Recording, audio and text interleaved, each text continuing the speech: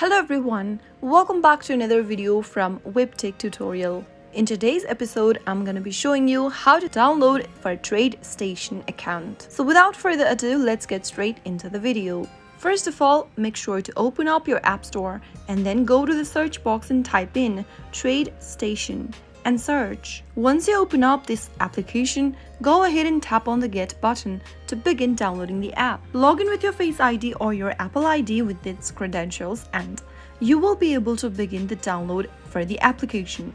TradeStation is a powerful and versatile trading platform that offers a comprehensive suite of tools for active traders and investors. It also provides access to a wide range of markets including stocks, EFTs, options, futures, and cryptocurrency. After the application is downloaded and installed, tap on the Open button to launch Open TradeStation. That is how you will be able to download the application on your mobile device.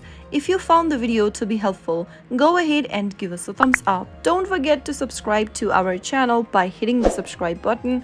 Also press on the bell icon so that you'll never miss another upcoming upload from us. I will see you again in the next video. Goodbye till then.